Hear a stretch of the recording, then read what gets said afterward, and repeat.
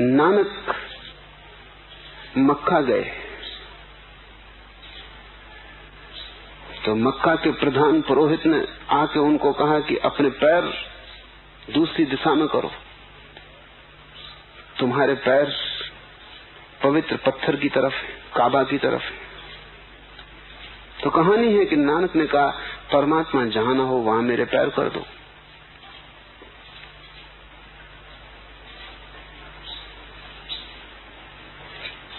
कहानी तो यह है कि जहां जहां उनके पैर किए गए वहां वहां काबा हट गया।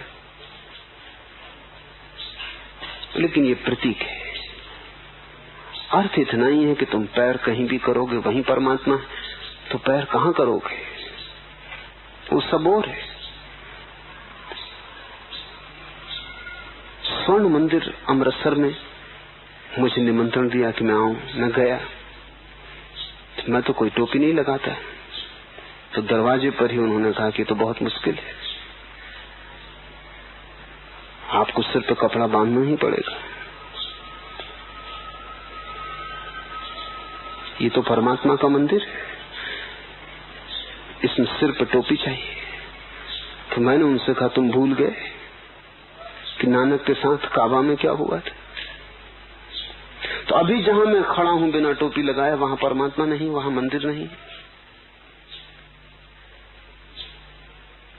पर भूलें वही की वही दोहर जाती। तो मैंने उनसे कहा मुझे बताओ वो जगह जहां मैं बिना टोपी लगाए रह सकता हूं। और तुम भी तो स्नान करते होगे, तब पगड़ी निकाल देते होगे, उस वक्त परमात्मा का अपमान होता होगा। तुम भी तो रात सोते होगे, तब पगड़ी अलग कर देते होगे, उस वक्त परमात्मा का अपमान होता होगा। तो आदमी की नासमझियां वही की वही है। बुद्ध कुछ कहे, बुद्ध को मानने वाला सब लीप पोत देता है। नानक कुछ कहे, नानक को मानने वाला सब लीप पोत देता है। फिर वही जाल शुरू हो जाता है, क्योंकि आदमी की नासमझी में कोई फर्क नहीं, उसके बहरेपन में कोई फर्क नहीं है। सुन लेता है, अपने मतलब निकाल लेता है, अपने मतलब से चलता है। जो सुना है उसके अनुभव से नहीं। ये जो शब्द है, नानक कहते हैं कोई कितने ही गीत गाए उससे कोई पूरा नहीं कर पाया। अलग अलग लोग उसके अलग अलग गीत गाते हैं, क्योंकि अलग अलग लोग अलग अलग तरफ से उसकी तरफ पहुंचते हैं। उनके गीतों में कोई विरोध भी नहीं, कितना ही विरोध दिखाई पड़े। वेद भी वही कहते हैं जो कुरान कहता है, लेकिन मोहम्मद के पहुंचने का ढंग और, याज्ञवल्क्य के पहुंचने का ढंग और। बुद्ध भी वही कहते हैं जो नानक कहते हैं, लेकिन पहुंचने के ढंग और। अनंत द्वार हैं उसके, तुम जहां से भी जाओ वहीं उसका द्वार है। और तब तुम अपने द्वार का वर्णन करोगे, और तुम जिस मार्ग से जाओगे उस मार्ग का वर्णन करोगे। दूसरा जिस मार्ग से पहुंचा उसका वर्णन करेगा। फिर मार्ग से ही फर्क नहीं पड़ता, तुम्हारी समझ, तुम्हारी दृष्टि, तुम्हारी भाव दशा। एक बगीचे में कवि आता है तो गीत गाता है, चित्रकार आता है तो चित्र बनाता है, फूलों का सौदागर आता है तो फूलों के दाम के संबंध में सोचता है, व्यवसाय की बात सोचता है। वैज्ञानिक आ जाएगा तो फूलों का विश्लेषण करके देखेगा कि उनके रासायनिक तत्व क्या हैं। कोई आदमी जो नशे में भरा हो वो गुजर जाएगा, उसे फूल दिखाई ही नहीं पड़ेंगे, वो बगीचे से गुजरा इसका भी पता नहीं चलेगा। तुम जो भी देखोगे वो तुम्हारी खिड़की से देखा गया है, तुम्हारे खिड़की का आकार उस पे छा जाएगा। नानक कहते हैं कोई उसके बल का गान गाते कि वो महाशक्तिशाली, परम शक्तिशाली, ओमनीपोटेंट, सर्व शक्तिशाली है। कोई उसके दान का गीत गाते कि वो परम दाता। कोई उसके गुण और सौंदर्य का बखान करते कि वो परम सौंदर्य। कोई उसे कहते हैं सत्य, कोई उसे कहते हैं शिव, कोई उसे कहते हैं सुंदर। रविन्द्रनाथ ने लिखा है कि मैंने तो उसे सौंदर्य में पाया। इससे परमात्मा के संबंध में कोई खबर नहीं मिलती, इससे रविन्द्रनाथ के संबंध में खबर मिलती। गांधी कहते हैं कि वो मेरे लिए सत्य है, ट्रुथ इज गॉड। इससे परमात्मा के संबंध में कोई खबर नहीं मिलती, गांधी के संबंध में खबर मिलती। रविन्द्रनाथ कवि है, कवि को सौंदर्य में परमात्मा है, परम सौंदर्य है। गांधी कवि नहीं है, गांधी से कम कवि आदमी खोजना मुश्किल है। वो बिल्कुल हिसाबी किताबी, काव्य नहीं, गणित। तो गणित की दृष्टि से देखने पर परमात्मा सत्य,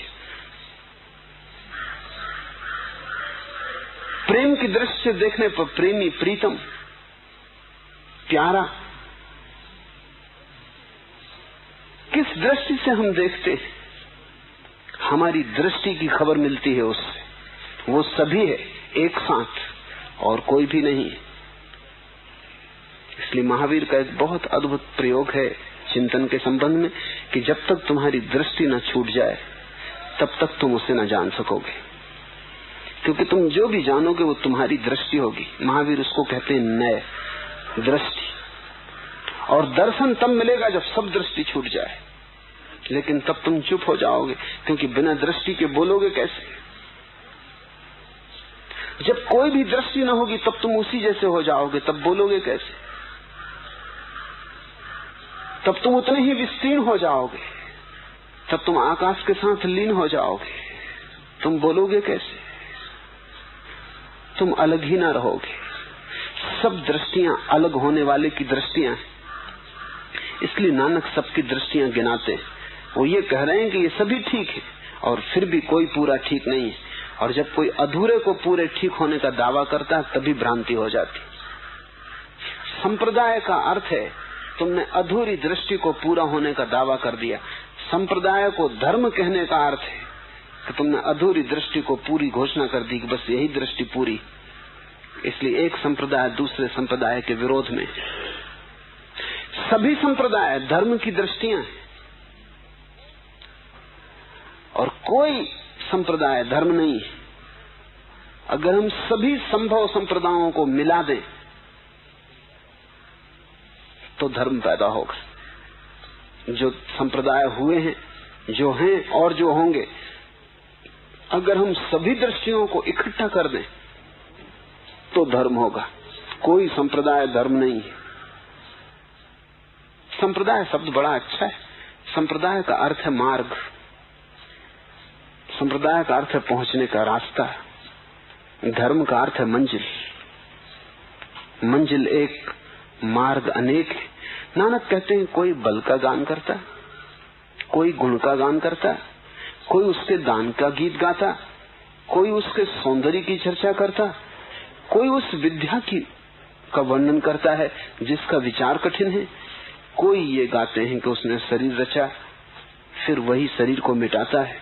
कोई कहते हैं जीव फिर उससे ही देह ग्रहण करता है।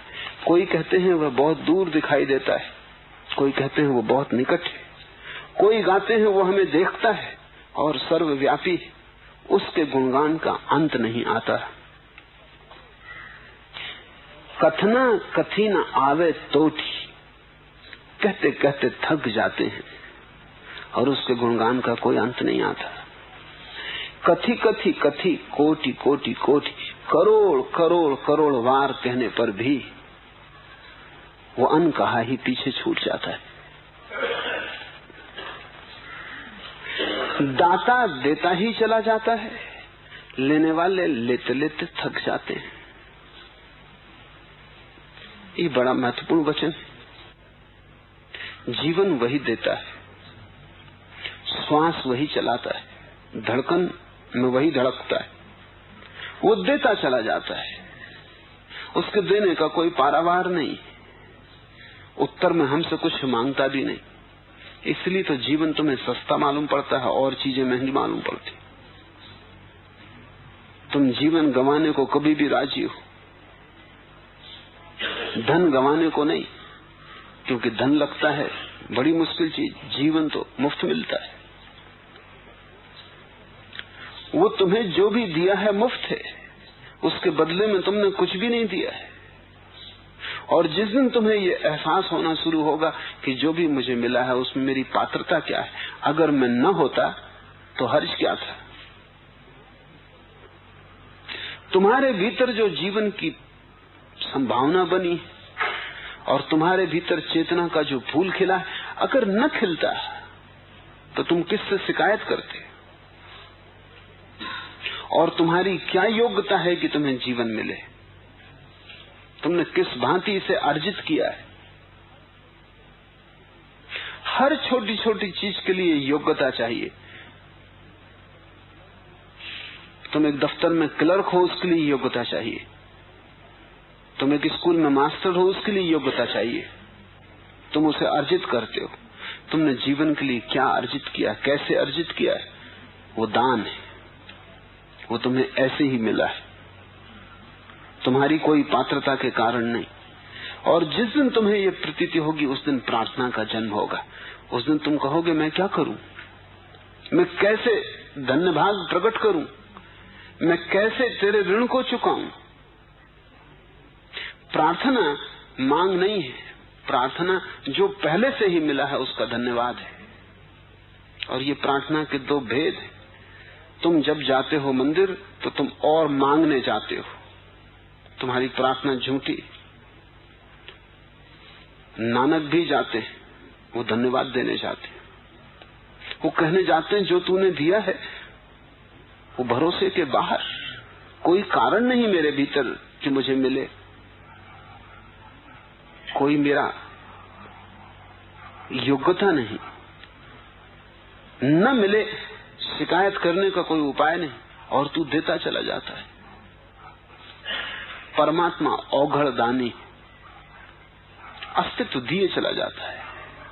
और हमसे ज्यादा कृतज्ञ लोग खोजने कठिन। हम धन्यवाद भी नहीं दे सकते, उसके देने का अंत नहीं है और हमारी कृतज्ञता का कोई अंत नहीं है। हम कृतज्ञता भी प्रकट नहीं कर सकते। हम ये भी नहीं कह सकते कि धन्यवाद, कि हम आभारी हैं, कि तेरा शुक्रिया, उतना भी हमसे नहीं होता।